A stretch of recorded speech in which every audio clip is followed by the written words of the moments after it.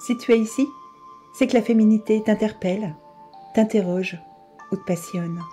Bienvenue sur le podcast Gynécopédie et Féminité. Ensemble, nous explorons ce qu'est la féminité dans toutes ses dimensions corporelles, émotionnelles, psychiques ou spirituelles.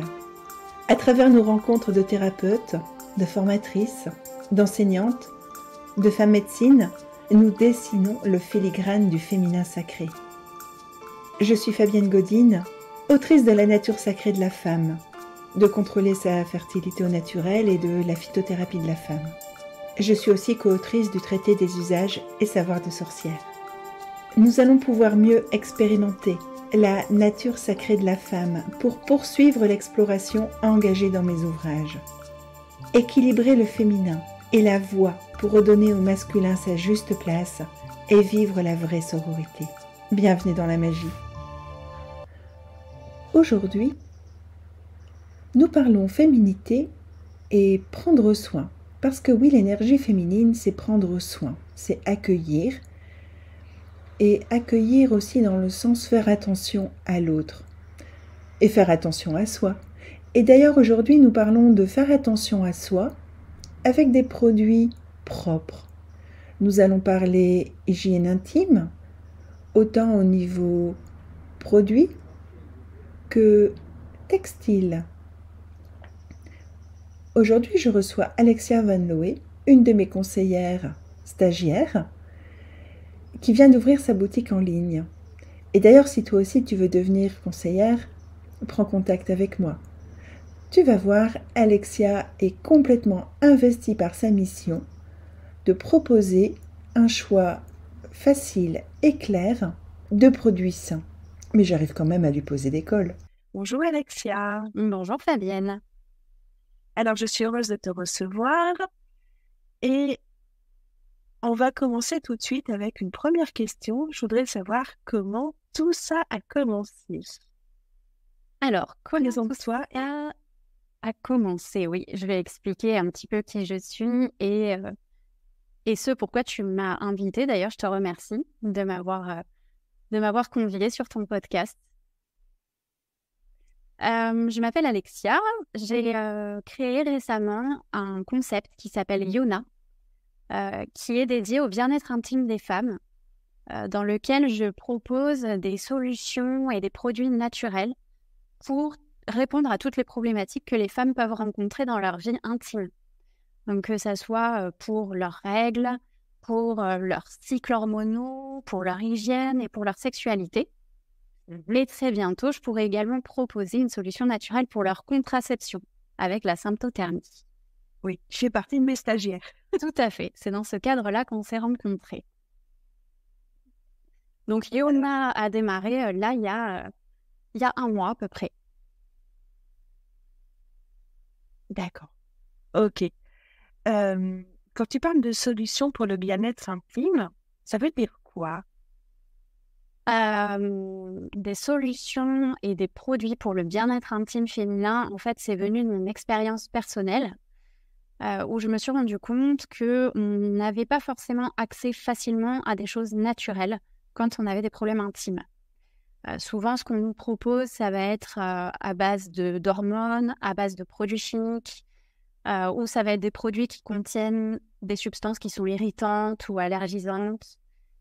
Et en fait, je me suis fait cette réflexion qu'on n'a pas forcément d'accès facilité à des produits sains. Alors, quand tu parles de produits sains, quand tu parles de tout ça, en fait, j'aimerais être claire.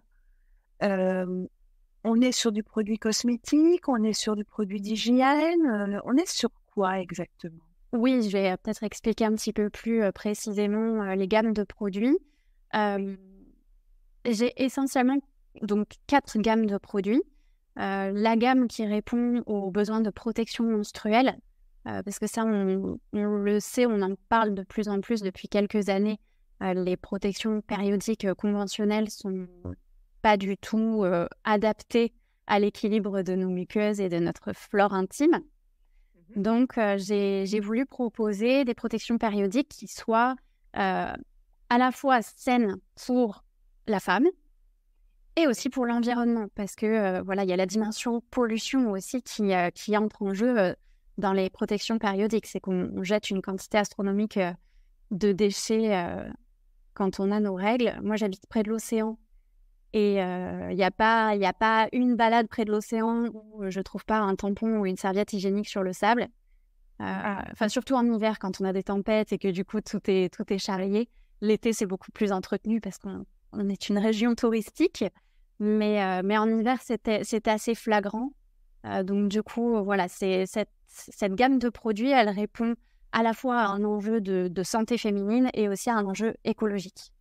Oui, tout ce qui est protection périodique conventionnelle, ça ne se dégrade pas en fait. On est sur des bases de plastique, même si on ne s'en rend pas compte. Tout à fait. Et puis, quand on sait la symptothermie, on va se rendre compte en fait que certaines femmes vont avoir des troubles de la glaire cervicale, tout simplement parce que elles mettent des protections, alors qui sont plus forcément périodiques, mais qui peuvent être aussi des protections au quotidien, de fuite urinaire ou autre, ou de perte abondante aussi, ou de perte abondante avec des protèges slip. Et en fait, ces matériaux sur une base plastique vont étouffer les muqueuses et vont entretenir un phénomène d'hypersécrétion parce que c'est enfermé dans le plastique. Oui, puis il y a aussi un phénomène un peu de macération qui va entretenir des bactéries qui peuvent aussi venir altérer le microbiote et provoquer des mycoses, des infections. Et forcément des sécrétions de nettoyage. Voilà. Ça fait avec. Ça va ensemble. Ça va ensemble. D'accord, donc tu as toute une gamme de protections. C'est une chose un point que j'ai soulevé il y a 2 jours avec mes élèves de naturopathie, c'est aussi tout ce qui est lingerie colorée. Parce que la plupart du temps, les lingeries menstruelles, on va être sur des cotons bio. En plus, c'est super à la mode. Donc, on en voit un petit peu partout. Coton bio, production éthique. Mais les colorants pour ces tissus, ils sont comment? C'est des colorants bio ou c'est des colorants synthétiques? Parce que tout ça est en contact avec nos muqueuses. Tout à fait. C'est une excellente question. Je me la suis jamais posée, je t'avouerai. Ouais. Autant je me suis posé la question par rapport au papier toilette. Ça a été une grande, un grand questionnement quand j'ai vu qu'on vendait du papier toilette parfumé, du papier toilette coloré. Je me suis dit, mais c'est scandaleux. Mais par contre, pour la lingerie menstruelle, je ne me suis jamais posé la question. Bon, tu vas pouvoir poser la question à ton fournisseur. Exactement.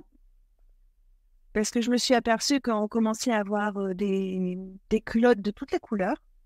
Alors, bon, la plupart, c'est sur des bases noires, mais c'est pas du blanc. Le blanc, on sait qu'il n'y a pas... On sait que c'est blanchi. C'est du coton blanchi. D'ailleurs, plutôt Javel et compagnie pour avoir quelque chose de bien blanc.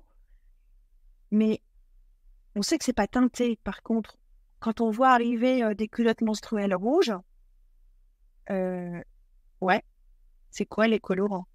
Bonne question. Tu me poses une colle. Mais vraiment, mais du coup, après, j'ai des très bons contacts avec les fournisseurs avec lesquels je travaille.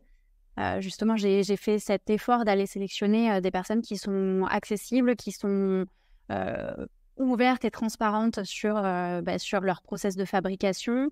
Et du coup, je vais aller poser la question. Je te ferai un retour. Avec plaisir. Avec plaisir. Donc, tu as une gamme de protection menstruelle. Donc, on est en lavable. Tout à fait. Moi, j'ai sélectionné des culottes menstruelles, tout simplement. J'aurais pu partir sur des tampons bio, des serviettes lavables.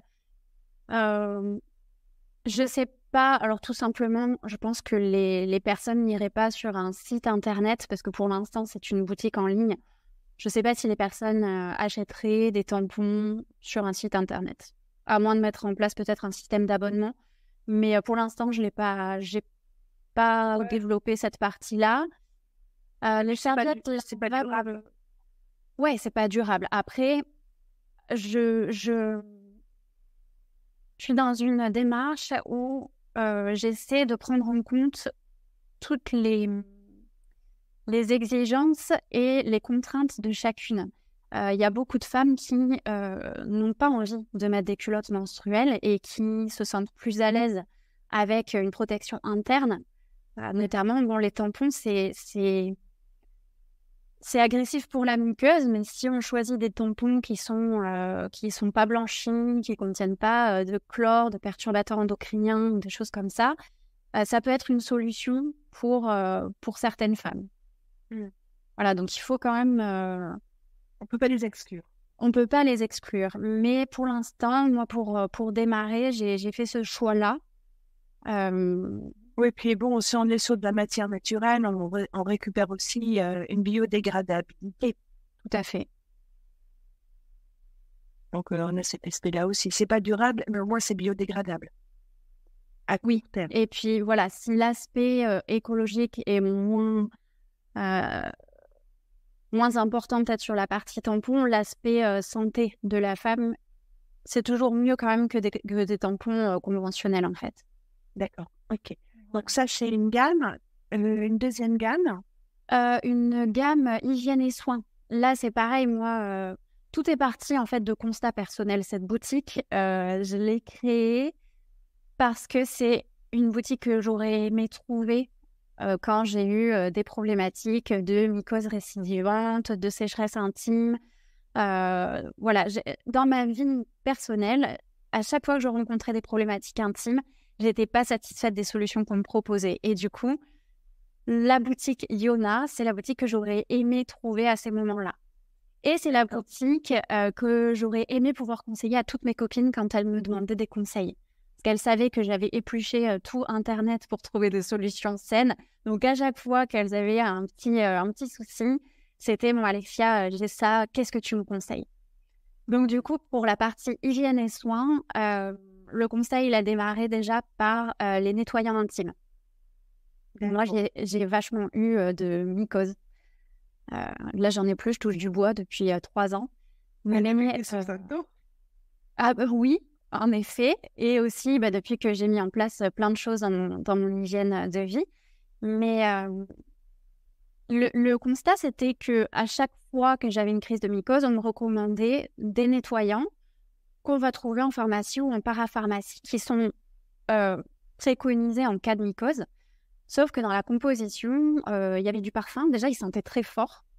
Alors, c'est des choses auxquelles on ne prête pas forcément attention quand on est habitué à utiliser des gels douche, des shampoings conventionnels. Tout est très parfumé. On a cette espèce d'injonction sociétale à sentir. Il faut que ça sente bon. Et en fait, moi, ça m'agressait. Je me disais, mais c'est bizarre quand même. C'est censé être apaisant et doux pour la muqueuse parce que déjà, je suis irritée. J'ai un déséquilibre. Et là, je suis en train de mettre quelque chose dessus qui est censé m'apaiser, mais qui, en fait, me dérange déjà au niveau de l'odorat. Agressif au niveau... Oui. Ouais, et ça, j'y prête beaucoup attention, en fait. Je me dis, si mon nez n'aime pas, c'est qu'il y a un problème. Oui, je suis bien d'accord avec toi. C'est une façon aussi de sélectionner les huiles essentielles quand on veut travailler sur des aspects plus émotionnels. Notre nez est capable de déceler... En fait, il est capable de faire une analyse chimique assez fine, même très fine. Et on peut prendre 2 huiles essentielles distillées de l'eau différente. Pas forcément, ça peut être, c'est la même plante, mais de l'eau différente. Alors, ça peut être un premier flot, une extraction partielle ou une extraction totale chez le même distillateur, ou ça peut être des lots de 2 distillateurs différents.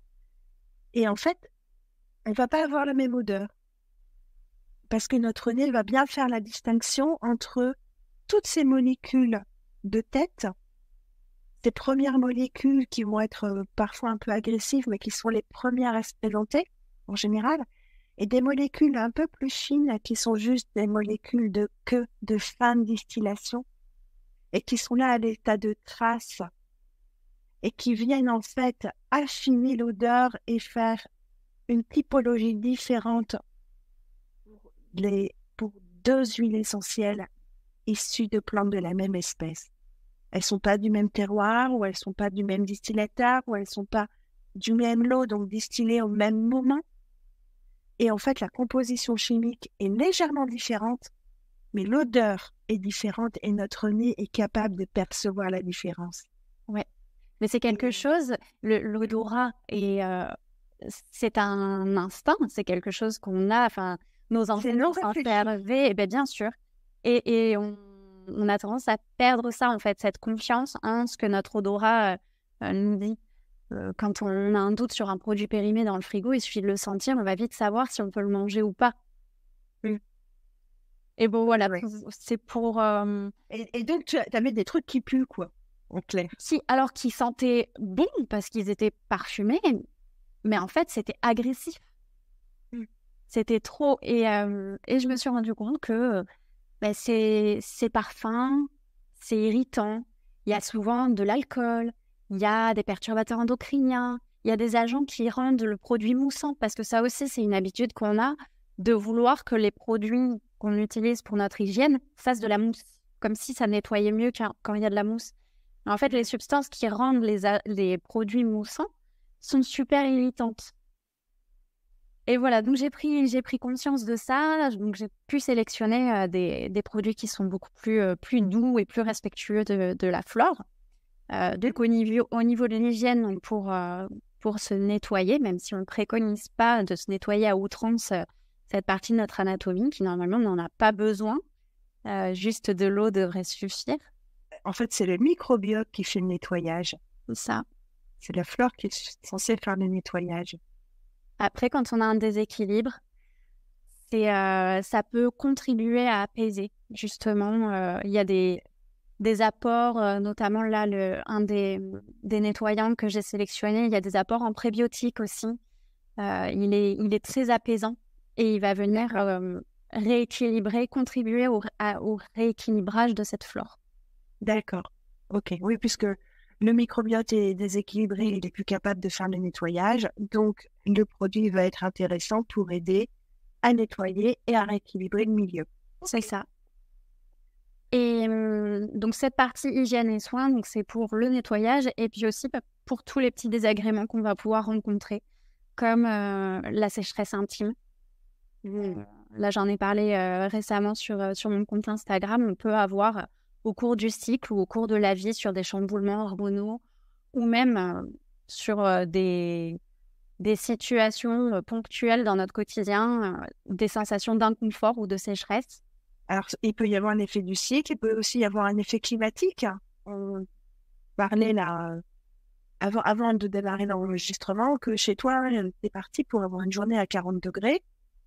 Moi, aujourd'hui, ça va, il fait 23, mais demain, ils annoncent 30. C'est compliqué de garder le bon taux d'hydratation quand on a des grosses variations de température comme ça. Oui, ça joue aussi. Et ça joue aussi. Des vêtements trop serrés, des sous-vêtements synthétiques, une balade à vélo. Qu'est-ce qu'on peut avoir un rapport sexuel qui a peut-être pas été suffisamment lubrifié et qui va provoquer un inconfort par la suite. Oui. Voilà, il y a des produits naturels qui peuvent venir améliorer le confort à ce niveau-là, que ce soit de façon ponctuelle ou de façon durable. D'accord. Voilà, tous ces produits peuvent aider. J'ai des produits pour les douleurs mammaires aussi. Des crèmes qui vont venir soulager ces tensions qu'on peut avoir à certaines parties du cycle, notamment en syndrome prémenstruel. Il y a des femmes qui ont les seins ou les tétons qui sont très sensibles ou qui vont peser, qui vont avoir une sensation de lourdeur. Oui, j'en ai même rencontré qui avaient du mal à garder un t-shirt sur la peau. Oui. Tellement c'était douloureux au toucher. Enfin moi, ça m'est déjà arrivé d'avoir à dormir avec un débardeur parce que les draps la nuit, les draps me faisaient mal au téton. Ouais. Oui, oui, oui. D'accord. Là, une crème pour les petits boutons disgracieux qu'on peut avoir sur les fesses. Qu'est-ce que j'ai plein de choses super auxquelles on ne pense pas. Une crème déodorante. La transpiration, c'est aussi quelque chose d'intime. En fait, on n'aime pas avoir des odeurs corporelles, même si c'est naturel. Puis, de la même façon, à certaines parties du cycle, on a des odeurs qui sont plus prononcées qu'à d'autres parties du cycle. Là, j'ai une crème déodorante qui est 100% naturelle et qui vient absorber l'excès d'humidité, mais sans bloquer le processus de transpiration. Parce qu'il y a beaucoup de déodorants conventionnels qui viennent jouer sur le processus de transpiration. Et c'est très mauvais parce que la transpiration, elle est là pour de bonnes raisons. Donc, il ne faut pas l'empêcher de s'exprimer. Mais maintenant, on peut aussi atténuer certains inconforts qui peuvent être liés à une odeur un petit peu trop présente ou à un excès d'humidité. Oui, après, c'est assez intéressant quand on fait des voyages, et surtout quand on part sur des secteurs, j'allais dire, peu pollués. Je pense en fait à tous ces voyages qui se font dans le désert.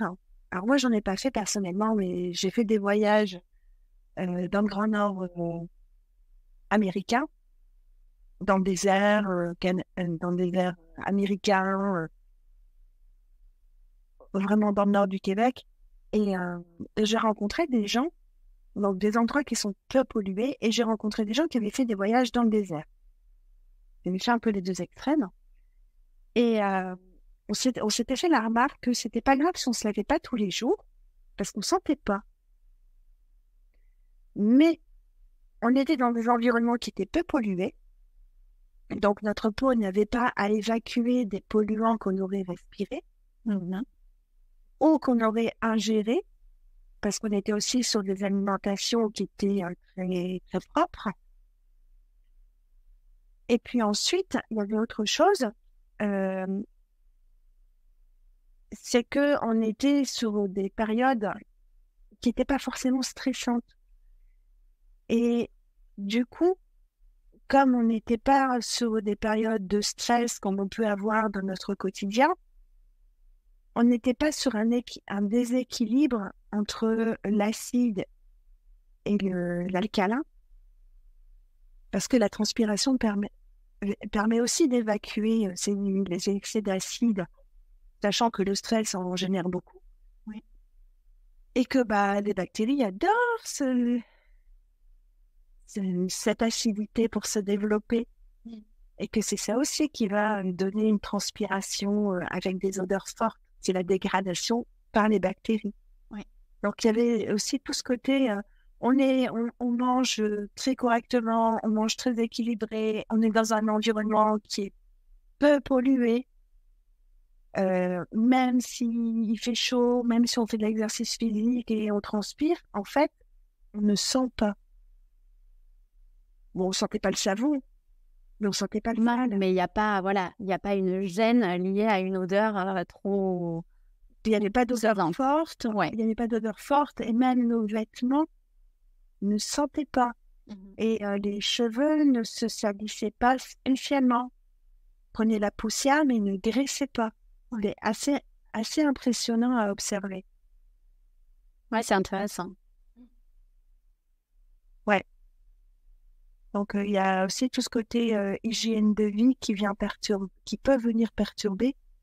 Et après, on est dans l'environnement dans lequel on est. Hein. Quand on habite sur la côte atlantique ou quand on habite dans la métropole lilloise ou quand on habite en Île-de-France, on est tributaire de l'endroit où on habite. Complètement. Et on n'a pas forcément le choix de partir.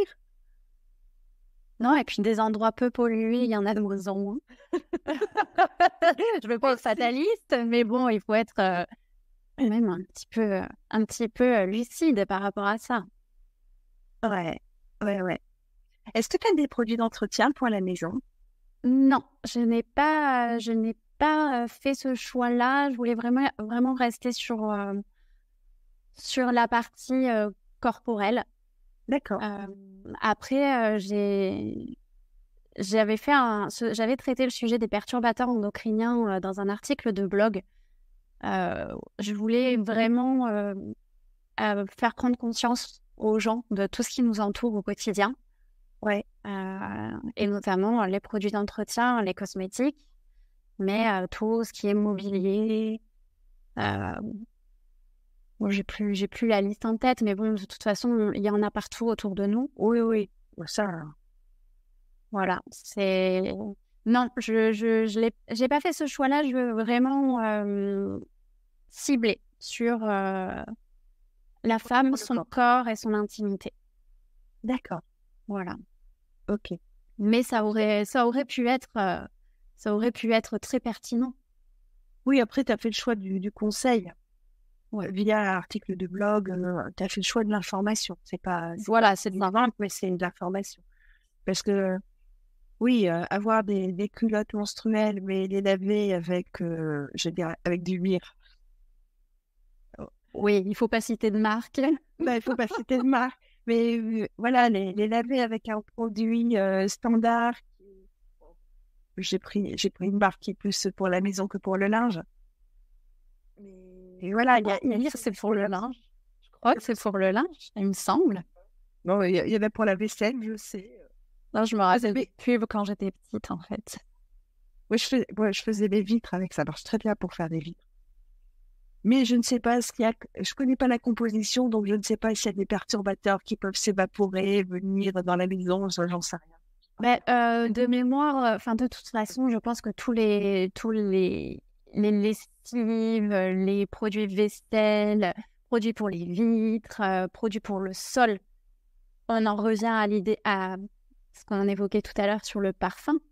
Moi, aujourd'hui, je ne peux plus sentir un produit d'entretien. C'est impossible pour moi. Ouais. En fait, je me sens directement. Si je rentre dans une maison où le ménage vient d'être fait avec des produits, ça me dérange. Oui, les produits conventionnels. C'est ça. Oui, c'est vinaigre blanc, savon noir, bicarbonate de soude quand il y a des choses un petit peu à décrasser, percarbonate pour blanchir.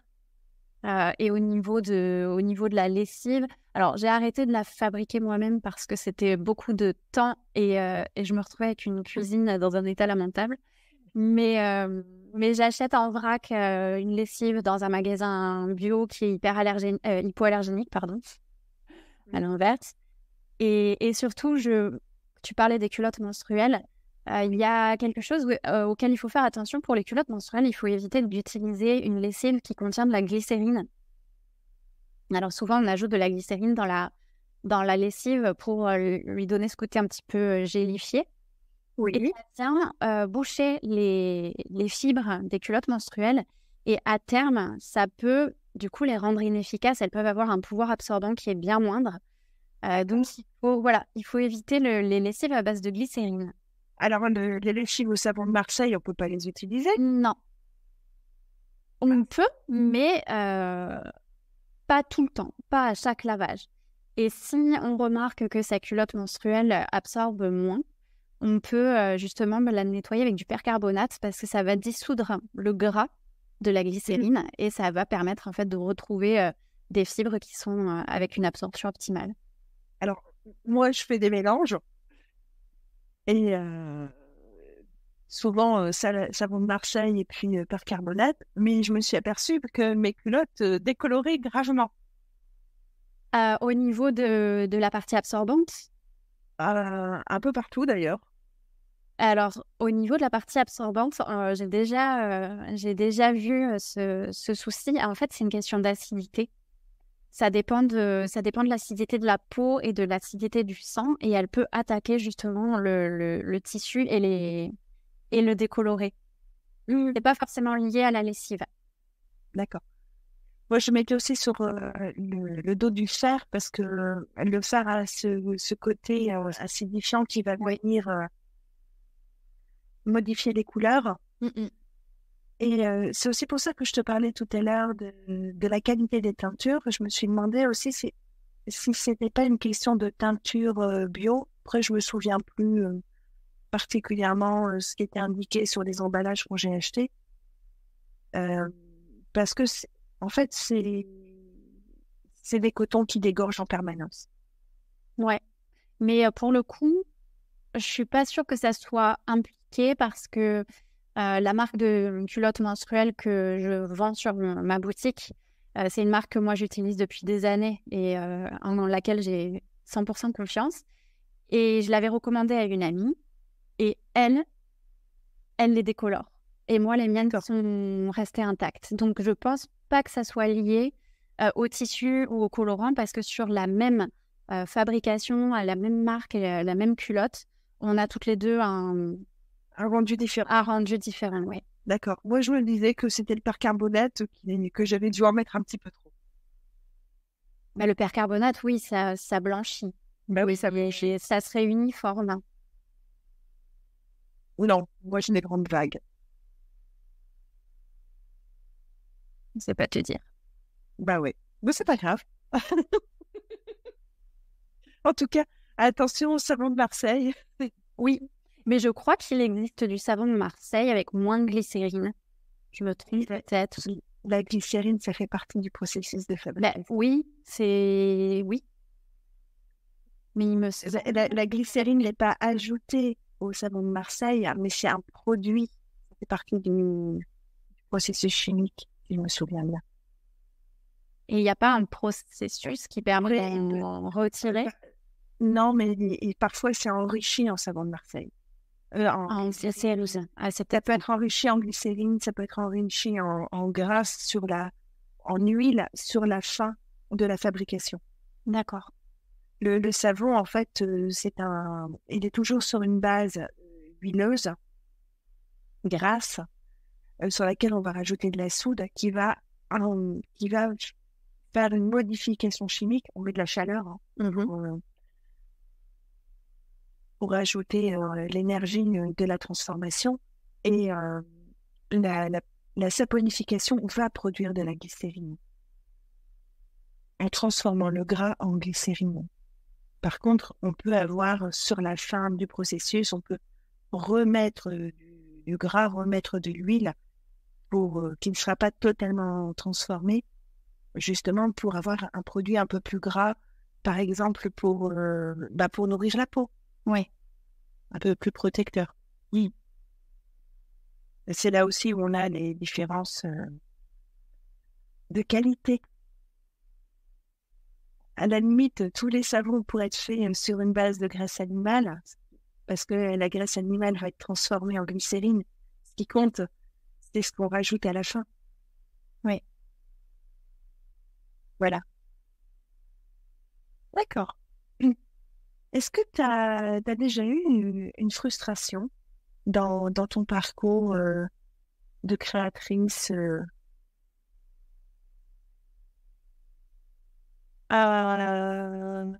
ou avec tes clientes? Ce serait quoi ta plus grande frustration dans ton choix de produit,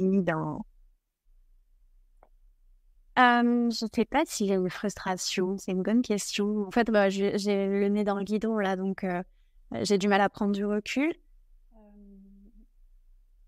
Je me rends compte, là, ce que j'ai envie de développer sur mon site internet, d'ajouter, c'est une fonction chat, parce que je pense que c'est des produits pour lesquels on a besoin de conseils.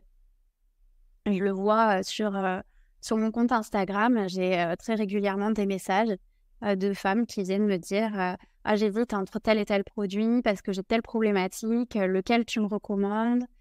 Et je pense que, alors, le fait que je l'ai créé sur Internet pour l'instant, c'est des raisons financières, mais j'aurais rêvé d'avoir une boutique physique. C'est peut-être ça ma frustration quelque part. Mon rêve, c'est d'avoir une boutique physique pour accueillir les femmes, pour pouvoir être vraiment, communiquer avec elles, les conseiller sur des produits, leur faire toucher les matières, leur faire essayer les culottes menstruelles. On ne sait jamais si ça va nous aller ou pas. Et donc, peut-être, voilà, ma frustration, ça serait cette dimension de contact humain et de conseil que je ne peux pas forcément avoir avec tout le monde, parce qu'il y a des personnes qui vont sur mon site internet pour acheter des produits, mais qui ne me contactent pas forcément. Il y a celles qui me suivent sur Instagram et qui voient bien par rapport à ma façon de communiquer que je suis quelqu'un de très accessible et à qui on peut parler de tout. L'idée, c'était aussi de dire ça suffit en fait de faire des tabous autour de ces sujets. On a toutes des problèmes au niveau de notre entrejambe, donc autant en parler clairement. Je me bats aussi pour qu'on me dise le mot règle et pas les ragnagnas ou le mot vulve. Enfin voilà, il y a des choses qu'il faut oser dire. C'est l'anatomie, ça fait partie de notre corps. Moi, j'ai pas honte de dire que j'ai mes règles. Si j'ai le nez qui coule, je me mouche. Si j'ai mes règles, je dis que j'ai mes règles et je vois pas où est le problème. Mais en fait, il y a encore trop de gêne par rapport à tout ça. Donc voilà, la frustration, c'est arriver à créer une proximité et vraiment un conseil personnalisé. D'accord. Ok. Mais je vais travailler. Tu fais des salons sur ton secteur géographique? Oui. Enfin, j'en ai pas encore fait, mais c'est dans mon... Non, tu démarres. Voilà, dans mes prévisionnels d'action, parce que justement, j'ai besoin de ce contact et de ces rencontres. Donc, ça va être un bon moyen pour moi d'aller me confronter, entre guillemets, parce que c'est pas confronter, c'est un sens un petit peu négatif, mais aller à la rencontre des femmes, leur montrer mes produits, leur faire toucher, échanger avec elles, peut-être aussi avoir des retours de problématiques auxquelles j'ai peut-être pas pensé parce que je les ai pas vécues moi-même. Mais je pose systématiquement la question aux personnes qui s'abonnent à mon compte Instagram de savoir pourquoi elles se sont abonnées. Est-ce qu'elles ont des questions, des sujets qui les travaillent et auxquels qu'elles voudraient que j'aborde sur mon compte Instagram. Et c'est très enrichissant en fait. D'accord. Ok. Voilà. C'est quoi le meilleur conseil quand tu jamais donné?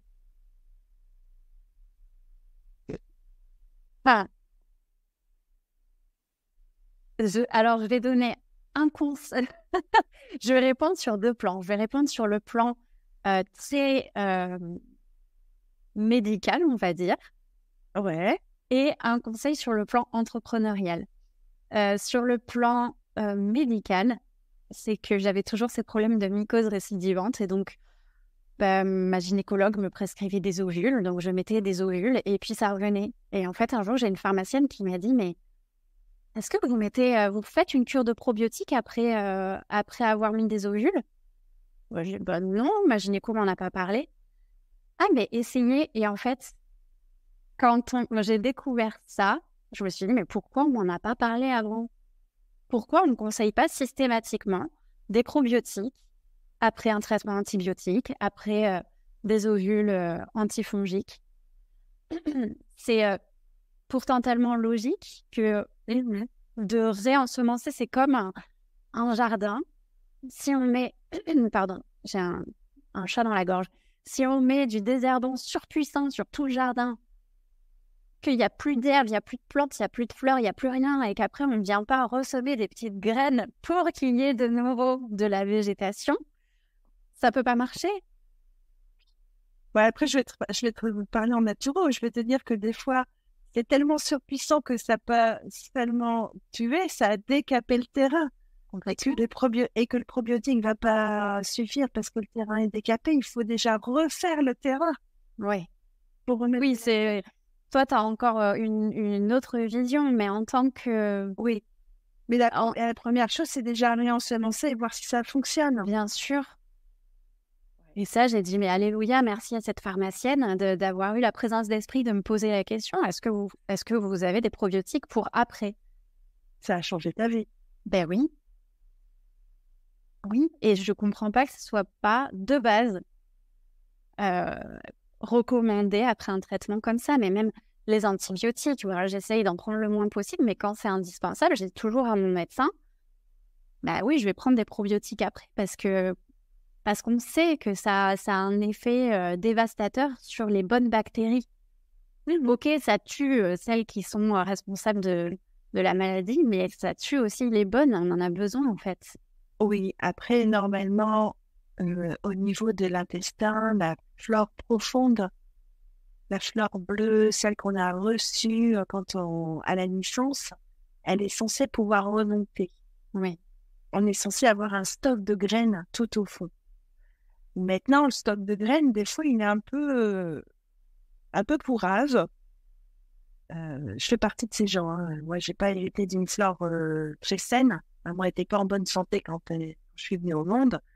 Et j'ai intérêt, comme certaines, à reprendre des probiotiques parce que si je fais confiance à mon stock de graines, je vais avoir des résultats désastreux. Oui. Oui, et puis ça peut aussi dépendre de l'alimentation, de l'hygiène de vie, de plein de paramètres. En fait, on peut avoir un déséquilibre de la flore par rapport à ce comment on prend soin. Oui, voilà. Oui, oui. Oui, oui. Mais il faut déjà avoir un stock de graines. Et comme on arrive sur des générations qui ont été élevées à coups d'antibiotiques, voire qui sont nés avec des antibiotiques, la flore profonde, on ne sait jamais trop à quoi elle ressemble. Donc oui, réensemencer. Et alors, le deuxième meilleur conseil qu'on t'a donné, c'était quoi? C'est fais-toi confiance. Suis ton instinct, en fait. Cette idée de créer un concept pour le bien-être des femmes, je l'ai en tête depuis quelques années et je ne m'autorisais pas à le faire vivre. Et quand j'ai quitté mon ancien poste il y a un peu plus d'1 an, je me suis dit, là, il faut que je prenne une décision. Est-ce que je le fais? Est-ce que je le fais pas? Et au fond de moi, ça pétillait. Et je me suis dit, allez, qu'est-ce que j'ai à perdre? Ok. Ça serait quoi ton meilleur conseil pour celles qui nous écoutent?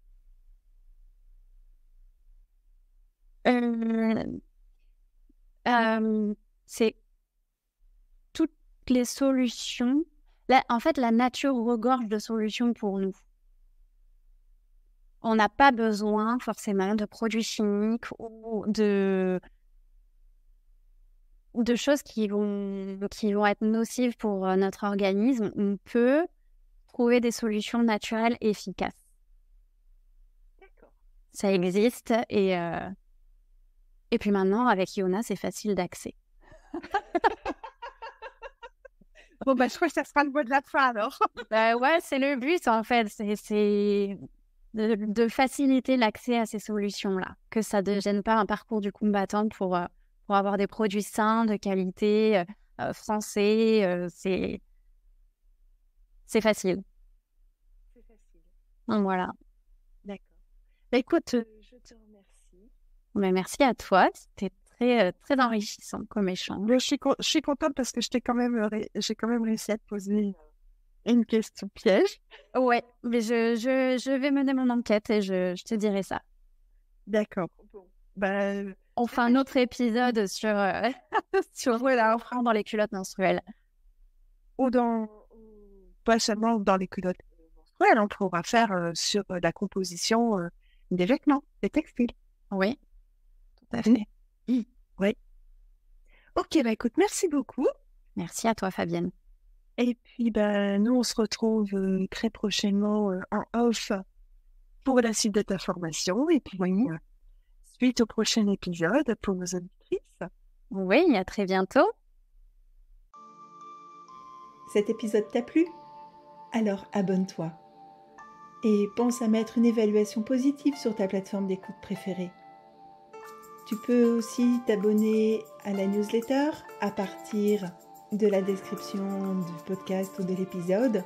Et puis tu peux partager sur les réseaux sociaux, faire découvrir cet épisode ou d'autres à tes amis. Je suis toujours ouverte pour les retours et pour des nouvelles suggestions d'invités. Je te dis à très bientôt pour un nouvel épisode. Merci de ton attention.